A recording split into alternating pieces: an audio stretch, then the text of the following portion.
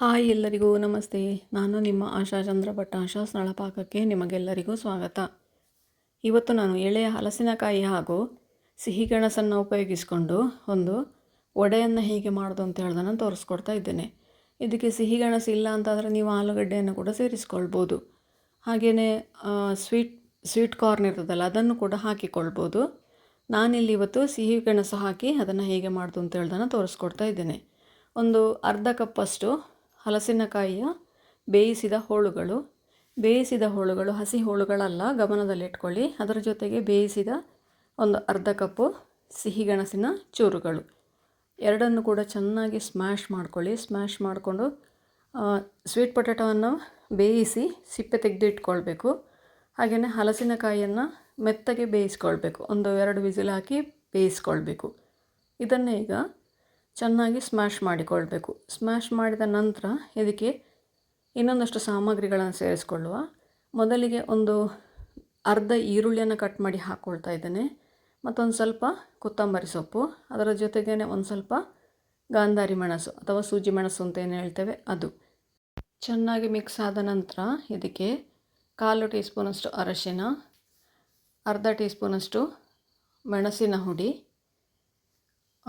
1 tea ಸ್ಪೂನಷ್ಟು ಜೀರಿಗೆ ಹಾಕ್ಕೊಳ್ಬೋದು. ಹಾಗೆ ರುಚಿಗೆ ಬೇಕಾದಷ್ಟು ಉಪ್ಪು, 1-2 ಚಿಟಿಕೆಯಷ್ಟು ಇಂಗು, ಇವಿಷ್ಟನ್ನು ಹಾಕ್ಕೊಂಡು ಅದನ್ನು ಚೆನ್ನಾಗಿ ಮಿಕ್ಸ್ ಮಾಡಿಕೊಳ್ಬೇಕು. ಚೆನ್ನಾಗಿ ಮಿಕ್ಸ್ ಮಾಡಿದ ನಂತರ ಅದಕ್ಕೆ ಈಗ ನಾವು ಒಂದು ಅರ್ಧದಿಂದ 3/4 ಕಪ್ಪಷ್ಟು ಓಟ್ಸನ್ನು ತಗೊಂಡು ಅದನ್ನು ಹುಡಿ ಮಾಡಿಕೊಳ್ಬೇಕು. ಮಿಕ್ಸರ್ ಜಾರಿಗೆ ಹಾಕ್ಕೊಂಡು ಅದನ್ನು ಹುಡಿ ಮಾಡಿಕೊಳ್ಬೇಕು. ಹುಡಿ ಮಾಡದಿದ್ದರೆ ಓಟ್ಸು ಅದು ಅಂಟು ಬರುವುದಿಲ್ಲ. ಅದಕ್ಕೋಸ್ಕರ ಅದನ್ನು ಹುಡಿ ಮಾಡಿ ಹಾಕಿಕೊಳ್ತಾ ಇದ್ದೇವೆ. ಒಂದು ಅರ್ಧ ಅಥವಾ 3/4 ಕಪ್ಪಷ್ಟು ಓಟ್ಸ್ ಹಾಕ್ಕೊಂಡು ಸಾಕು. ಇದಕ್ಕೆ ನಾನು ನೀರೆಲ್ಲಿ ಕೂಡ ಹಾಕ್ಕೊಳ್ಳಿಲ್ಲ.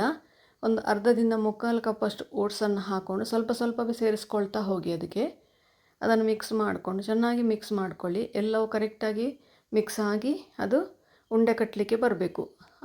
ಚೆನ್ನಾಗಿ ಅದನ್ನು ಮಿಕ್ಸ್ ಮಾಡಿಕೊಳ್ಬೇಕು. ಬೇಕು ಅಂತಾದರೆ ಗಟ್ಟಿ ಆಯಿತು ಅಂತ ಅನಿಸಿದರೆ ಒಂದು ಸ್ವಲ್ಪ ನೀರು ಚಿಮುಕಿಸಿಕೊಳ್ಬೋದು. 1-2 ಟೇಬಲ್ ಸ್ಪೂನಷ್ಟು ಚಿಮುಕಿಸಿಕೊಳ್ಬೋದು. ಆದರೆ ನೋಡಿ, ಇದು ಕರೆಕ್ಟಾಗಿ ಉಂಡೆ ಕಟ್ಟಲಿಕ್ಕೆ ಬರ್ತಾ ಉಂಟು. ಹಾಗಾಗಿ ನಮಗಿನ್ನು ಬೇರೆ ಅದಕ್ಕೆ ನೀರು ಹಾಕುವಂಥ ಅವಶ್ಯಕತೆ ಇಲ್ಲ.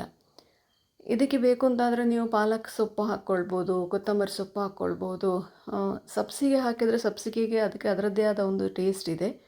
ಹಾಗಾಗಿ ಸಬ್ಸಿಗೆ ಎಲ್ಲರಿಗೆ ಕೂಡ ಇಷ್ಟ ಆಗೋದಿಲ್ಲ. ಸಬ್ಸಿಗೆ ಇಷ್ಟಪಡೋರು ಸಬ್ಸಿಗೆ ಕೂಡ ಹಾಕ್ಕೊಳ್ಬೋದು. ಈಗ ನೋಡಿ, ಇದನ್ನು ಎಷ್ಟು ದೊಡ್ಡ ಉಂಡೆ ಬೇಕು ಅಷ್ಟು ದೊಡ್ಡ ಉಂಡೆ ಮಾಡಿಕೊಂಡು ನಾನಿದಕ್ಕೆ ಒಂದು ಸ್ವಲ್ಪ ಬ್ರೆಡ್ ಕ್ರಮ್ಸ್ ತಗೊಂಡಿದ್ದೇನೆ. ಬ್ರೆಡ್ ಕ್ರಮ್ಸಲ್ಲಿ ಅದ್ದಿ ಅದನ್ನು ಫ್ರೈ ಮಾಡ್ತಾ ಇದ್ದೇನೆ.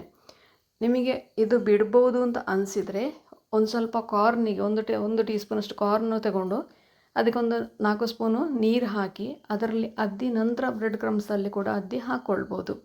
ನನಗೆ ಬೇಡ ಅಂತ ಅನ್ನಿಸ್ತು, ಹಾಗಾಗಿ ನಾನು ಡೈರೆಕ್ಟ್ ಬ್ರೆಡ್ ಕ್ರಮ್ಸ್ಗೆ ಹಾಕ್ಕೊಂಡು ಅದನ್ನು ಫ್ರೈ ಮಾಡಲಿಕ್ಕೆ ಹಾಕ್ತಾ ಇದ್ದೇನೆ. ಕಾರ್ನ್ ಹುಡಿ ಹಾಕೋದ್ರಿಂದ ಏನಾಗ್ತದೆ ಅಂದರೆ ಕರೆಕ್ಟಾಗಿ ಅಂಟು ಬರ್ತದೆ. ಹಾಗೆ ಹೊರಗಿಂದ ದಪ್ಪ ಕೋಟಿಂಗ್ ಬ್ರೆಡ್ ಕ್ರಮ್ಸ್ ಅಂಟಿಕೊಳ್ತದೆ.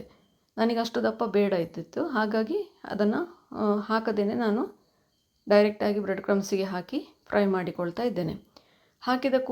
ಎಣ್ಣೆಗೆ ಹಾಕಿದ ಕೂಡಲೇ ಅದನ್ನು ಮುಟ್ಲಿಕ್ಕೆ ಹೋಗಬೇಡಿ. 1-2 ನಿಮಿಷ ಅದು ಶೇಪ್ ಹಿಡ್ಕೊಂಡ ನಂತರ ಅದನ್ನು ಮಗುಚಿ ಹಾಕಿ ಎಣ್ಣೆಗೆ ಹಾಕಿದ ಕೂಡಲೇ ಅದನ್ನು ಹಾಕಿದರೆ ಅದು ಬಿಟ್ಕೊಳ್ತದೆ. ಈಗ ನೋಡಿ, ಗೋಲ್ಡನ್ ಬ್ರೌನ್ ಆಗುವವರೆಗೆ ಬೇಯಿಸ್ಕೊಂಡ್ರೆ ನಮ್ಮ ರುಚಿಯಾದ ಗುಜ್ಜೆ ಹಾಗೂ ಸಿಹಿಗೆಣಸಿನ ವಡೆ ರೆಡಿ ಆಯಿತು. ಇದು ಪುದೀನ ಹಾಗೂ ಕೊತ್ತಂಬರಿ ಸೊಪ್ಪಿನ ಚಟ್ನಿ ಜೊತೆಗೆ ಸೂಪರಾಗಿ ಕಾಂಬಿನೇಷನ್ ಆಗ್ತದೆ. ನೀವು ಕೂಡ ಒಮ್ಮೆ ಖಂಡಿತ ಟ್ರೈ ಮಾಡಿ ನೋಡಿ. ಹೇಗಾಯಿತು ಅಂತೇಳಿ ಕಮೆಂಟ್ ಮೂಲಕ ನನಗೆ ತಿಳಿಸಿ. ಲೈಕ್ ಕೊಟ್ಟು ಶೇರ್ ಮಾಡಿ. ನೀವಿನ್ನೂ ನಮ್ಮ ಚಾನಲನ್ನು ಸಬ್ಸ್ಕ್ರೈಬ್ ಮಾಡ್ಕೊಳ್ಳಿಲ್ಲ, ಸಬ್ಸ್ಕ್ರೈಬ್ ಮಾಡಿಕೊಂಡು ಪಕ್ಕದಲ್ಲೇ ಇರುವ ಬೆಲ್ ಐಕಾನನ್ನು ಒತ್ತಿ ನಮ್ಮನ್ನು ಸಪೋರ್ಟ್ ಮಾಡಿ. ಮುಂದಿನ ವಿಡಿಯೋದಲ್ಲಿ ಇನ್ನೊಂದು ಹೊಸ ಅಡುಗೆಯೊಂದಿಗೆ, ಇನ್ನೊಂದು ಹೊಸ ರೆಸಿಪಿಯೊಂದಿಗೆ ಪುನಃ ನಿಮ್ಮನ್ನು ಭೇಟಿಯಾಗ್ತೇನೆ. ಧನ್ಯವಾದಗಳು.